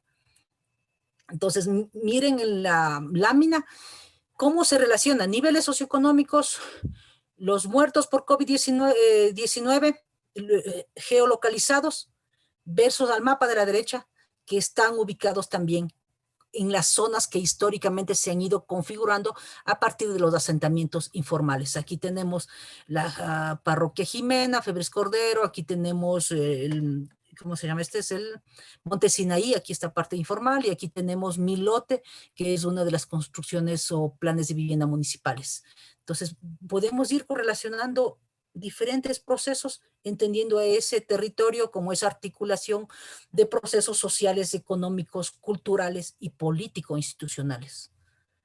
Justicia espacial para unos puede ser injusticia espacial para otros. Cómo construir un territorio, pero con ese derecho a la ciudad. La explosión de la demanda del suelo en Guayaquil, yo les traigo esta tabla porque toda esa evaluación multicriteria fue considerado datos estadísticos también, y la población, vimos que el porcentaje de suelo informal en 1950 era del 12% dentro de lo que se consideraba área urbana, llegando al 2020 a ser suelo informal el 52%. Las condiciones habitacionales, de acuerdo al INEC, la red pública, el carro repartidor y otros, vemos cuántas poblaciones y en porcentaje tienen acceso a esta población. Y todos estos datos de condiciones habitacionales, desde los servicios, desde el tema de vivienda ocupada o desocupada o hacinamientos, está levantada en el censo de población. Pero esos datos de censo de población fueron espacializados, fueron ponderados de acuerdo a esa matriz o este método de evaluación multicriteria, y nos permitió tener esos diferentes, o nos permitió tener visualmente esas diferentes estructuras espaciales en la ciudad, y esas estamos correlacionando con los impactos del COVID, con los muertos o los casos de contagio que hubo en la ciudad. Con el tema del agua, es una de las ciudades que tiene privatizada el agua. En Quito lo maneja una empresa pública, en Guayaquil lo maneja Interagua, una empresa privada. Las coberturas a nivel de Quito son del 95-98%. En Guayaquil van del 90%.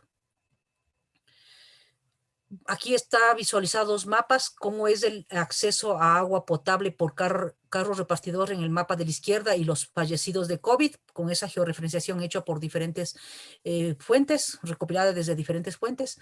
Y el mapa de la derecha es hacinamiento.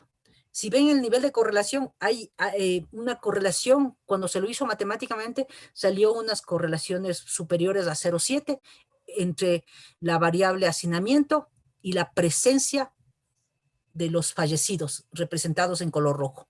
Entonces yo puedo decir que en la ciudad de Guayaquil el 16% de la población vive bajo condiciones de hacinamiento. Eso lo dice el INEC, por eso ahí está Instituto Nacional de Estadísticas y Censos.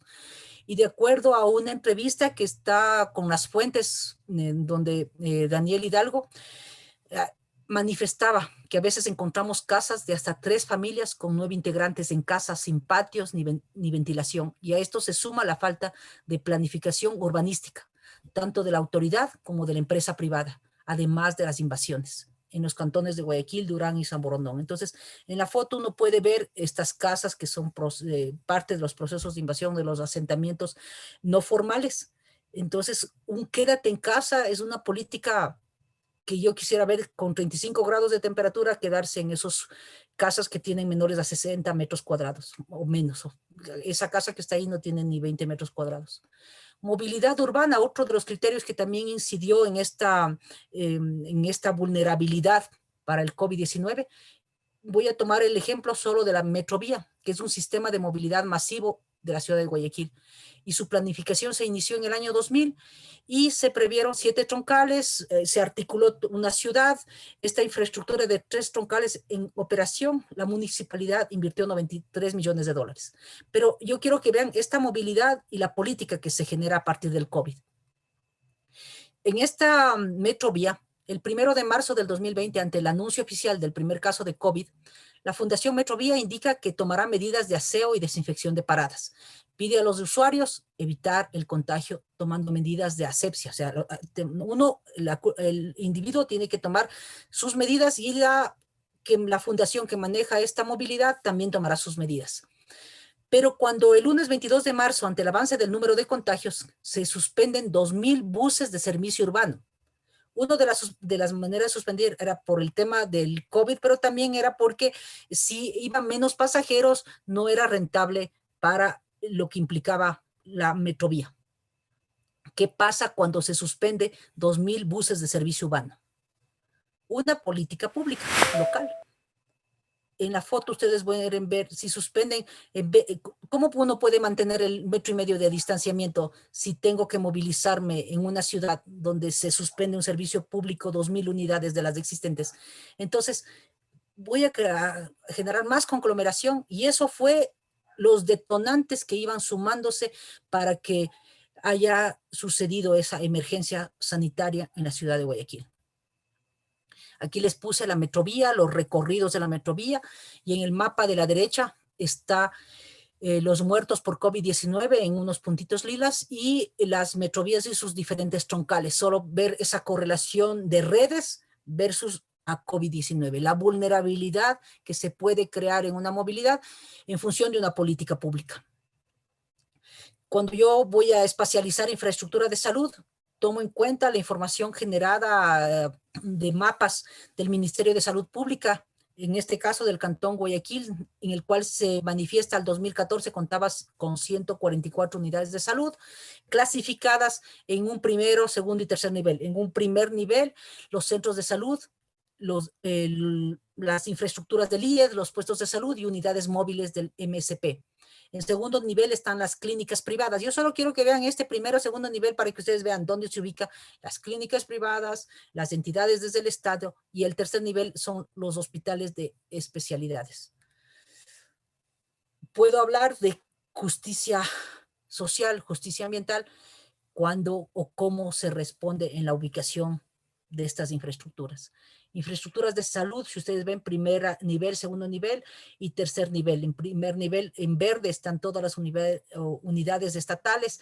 En un segundo nivel también están las clínicas donde se ubican, y a mí me llamó la atención cuando vi la imagen de esta unidad, de esta infraestructura. Aquí está el hospital que está ubicado en una zona fuera del límite urbano, que es el Monte Sinaí, pero fue pensada para servir a una población que está vulnerable de falta de accesos de servicio. Esta política es una política nacional, pero la política de dar acceso a servicios básicos es competencia del gobierno local, del gobierno municipal. Es decir, a través del Código Orgánico de Organización Territorial, Autonomía y Descentralización, se definen políticas y políticas nacionales que dan la directriz como el paraguas para todo el país, y también los gobiernos autónomos descentralizados generan políticas locales.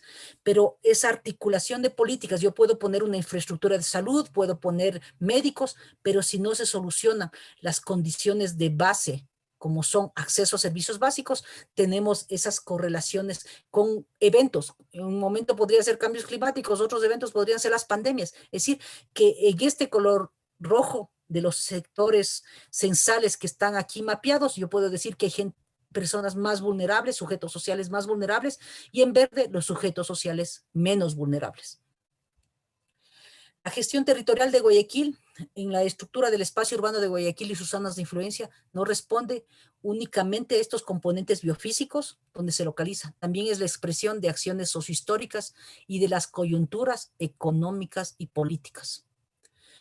La gestión del territorio de Guayaquil responde a un modelo de ciudad estructurada desde la perspectiva de la empresa privada, es decir, pensada desde el mercado, la competencia y la mercantilización, y no desde el derecho a una ciudad saludable, que tenemos todos los que habitamos el país, en lo urbano, en lo rural, el acceso a una vida digna. ¿Qué pasó en el país? Las tasas de COVID-19 confirmados por Cantón, ustedes pueden ver en el mapa de la izquierda, y en el mapa de la derecha les expuse dónde están ubicados procesos extractivos. En amarillo es agroindustria de banano, aquí tenemos palma africana, o puede ser el tema minero, en lila, los pozos petroleros. Entonces quería dar esas matices, de decir, a ver, cómo está el territorio desde el uso y ocupación, y cómo su expresión en el mapa de la izquierda del COVID. Entonces, hasta la fecha de corte, que fue el junio del 2020, que se hizo esos mapas, se notaban 17 cantones que no tenían casos confirmados de COVID-19, 4 ubicados en la Amazonía, 7 en la región sierra y 6 en la costa. Territorios de gestión política administrativa municipal que se caracterizaban por poblaciones proyectadas al 2020 menores a 12,000 habitantes, de acuerdo al Instituto Nacional de Censos, y con flujos de movilidad incipiente o movilidad de paso, distantes de los centros económicos, políticos y extractivos. Es uno de los ejemplos. Por ejemplo, aquí vemos uno de los cantones Mocha, en donde la carretera pasa de una manera alejada a la población urbana. Entonces, esa configuración en la estructura, no estar cerca de mercados, no las poblaciones, las lógicas sociales individuales o comunitarias, y si anexamos o correlacionamos con los patrones extractivos, podemos ver esa incidencia del COVID en el mapa de la izquierda. Esto también fue generado en el Ministerio de Salud, el registro de COVID en nacionalidades y pueblos de la Amazonía. Entonces, ¿en dónde existió más casos? En aquellos pueblos o nacionalidades que tienen conectividades con el centro del poder político y económico, es decir, con las áreas pobladas, y presentan procesos extractivos petroleros y mineros, y había un flujo de población entre los técnicos, los trabajadores que provenían de las ciudades versus a las poblaciones indígenas que habitaban esos territorios. Cuando uno habla de la pandemia, no solo es cuántos mueren o cuántos se afectan, pero también algo que emergió en esta pandemia es las necesidades básicas. ¿Qué consideramos de necesidades básicas? Hay un acceso que puede ser una necesidad básica, como es el Internet. La educación se volvió online. El acceso al Internet debería o debe ser considerada como una necesidad básica. En la etapa del coronavirus, esto es un tema que salió en el periódico, decía solo 6 de cada 10 niños tienen acceso a Internet en el Ecuador, de acuerdo a la UNICEF. El Ecuador, solo el 37% de los hogares tiene acceso a Internet, lo que significa que 6 de cada 10 niños no puede continuar sus estudios a través de plataformas digitales. Cuando se generó una política pública, las clases se hacen online. Claro, para los que tenemos internet puede dárselo online. Para el sector rural, para las personas que hemos visto que viven en sitios donde si no hay agua potable, peor va a haber internet o se va a tener dinero para pagar un internet.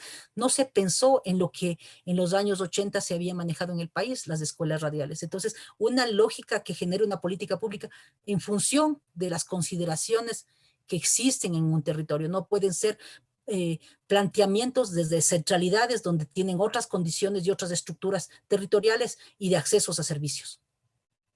Desde el siglo XIX, según Virchow, insistió en la necesidad de una ciencia radical y una ruptura metodológica. Para preservar la salud y prevenir las enfermedades se requiere democracia plena e ilimitada y medidas radicales antes que simples paliativos. Eso lo dicen en el siglo XIX, no ahora.